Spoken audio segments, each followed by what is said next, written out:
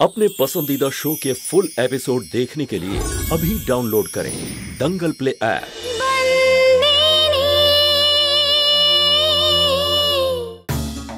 शांता दीदी, আপনি হিতেন দাদাকে কোথাও দেখেছেন?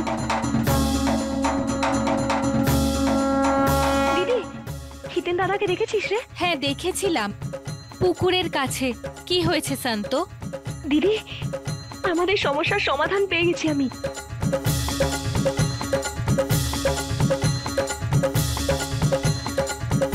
তাই ওনাকে খুঁজছিলাম, যাতে ওনাকে বলতে পারি। এটা কি সত্যি? হ্যাঁ কাকা, আমার কাছে একটা উপায় আছে। কি হচ্ছে কি এখানে?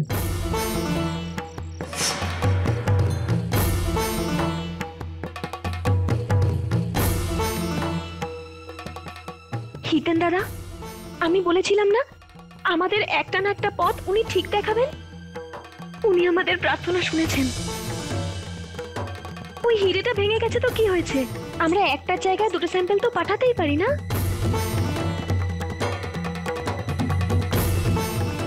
হীরের আকারটা গুরুত্বপূর্ণ নয়, ওর পালিশটাই বেশি গুরুত্বপূর্ণ।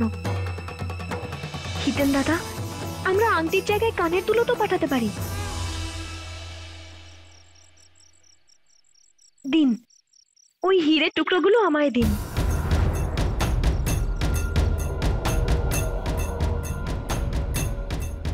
কি ভাবছেন হিতেন দাদা?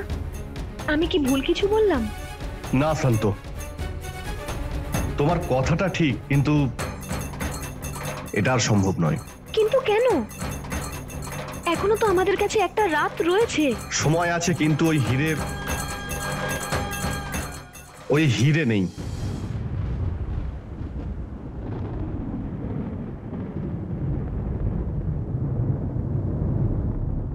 আমি রেগে গিয়ে ওই হীরের টুকরো দুটো ফেলে দিয়েছি।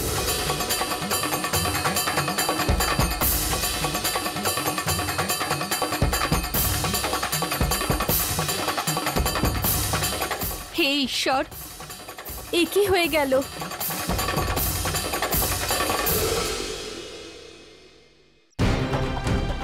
ভালো করে ভেবে বলো, কোথায় ফেলেছো হিরেটা? এখানেই কোথাও ফেলেছি। গেল কোথায়?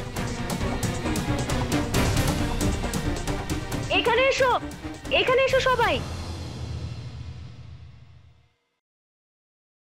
এই দেখো।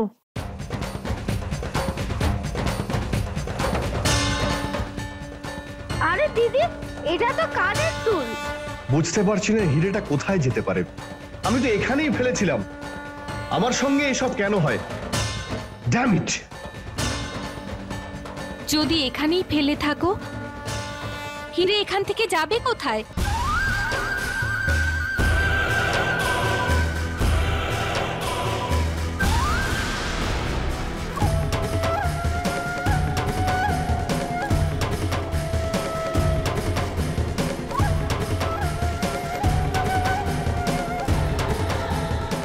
খুব ভালো, বাহ, খুব ভালো। ঠিকই বলে বড়রা, কখনো কখনো অচল শিখিও কাজে লেগে যায়।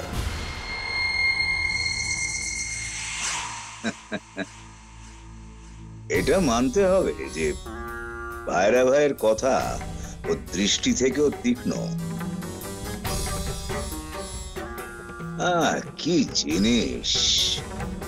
যদিও ধর্মপুরের মানুষ ভাইরা ভাইয়ের সাথে থাকুক না কেন, জগমোহন, ভাগ্য আমার সাথে আছে। হ্যাঁ, একদম সঠিক সময় সরকার তোমাকে জেল থেকে ছেড়ে দিয়েছে। ঠিক আছে, এটা রাখো। কাজ শেষ হলেই আমি তোমাকে একেবারে ম্যানেজার করে দেবো। এবার বুঝতে পারবে ভাইরা ভাই, আমাকে অপমান করে যদিও ভেবে থাকে যে আমি চুপ করে বসে থাকবো, তাহলে সেটা ভুল ভাবছে। এই হীরের জন্য খুব লাফালাফি করছিলে, আমাকে কারিগর দিতেও বারণ করছিল। এখন এই হীরের জন্যই আমি ওকে দাবিয়ে রাখবো। আচ্ছা জগমোহন, তুমি এই কথা থেকে কি শিখলে? এটাই যে দাবা খেলার মধ্যে একটা ভুল চাল একটা সাধারণ সৈন্য রাজাকে মারতে পারে। কি এটাও তো বলতে পারো যে ভগবান যখন সহায় তখন ঠিক বেরিয়ে যাব তার দয়ায়। এইবার মজা দেখবে ধর্মরাজ মায়াবংশী।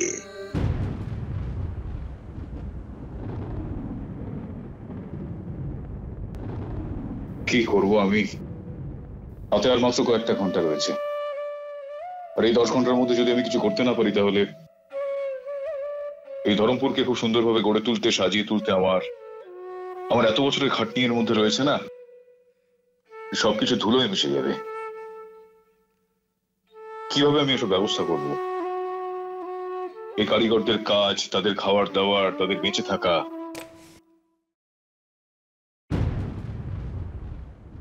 তোর ঘরে আলো জ্বলছে দেখে দেখতে এলাম। আমার মনে হলো তুই এখনো ঘুমোসনি বাবা। তুমি কেন খামোখা নিজের ঘুম নষ্ট করছো মা? আচ্ছা দাও, আমাকে দাও, এদিকে এসো।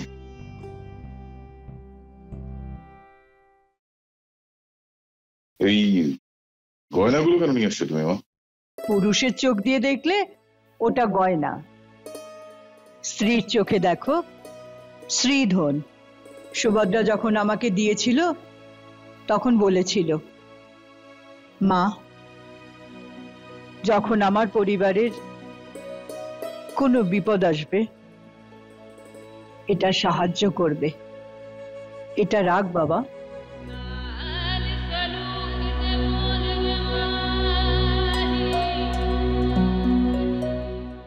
মা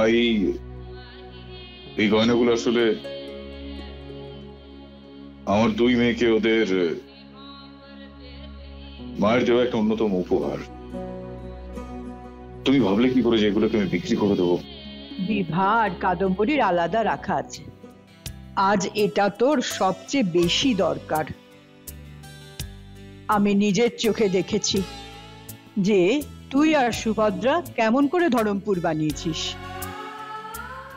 একটু একটু করে পাখি যেমন বাসা বানায় এরকম করেই তুই কারখানা বানিয়েছিস। আমি কি করে দেখতে পারবো এই কারখানা বন্ধ হতে?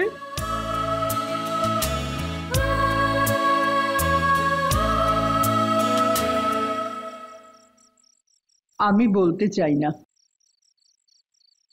একটা কথা মনের মধ্যে বারবার কাঁটার মতো লাগছে।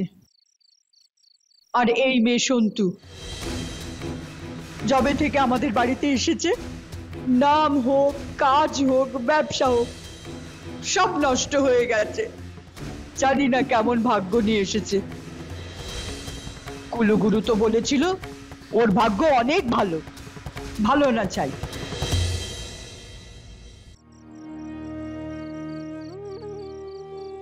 একটা কথা বলবো আমি তোমাকে? পরিস্থিতি দেখে আমার এই মুহূর্তে মনে হচ্ছে যে कारखानाয় হয়তো ताला पड़ जाए। फुल एपिसोड देखने के लिए अभी डाउनलोड करें दंगल प्ले ऐप।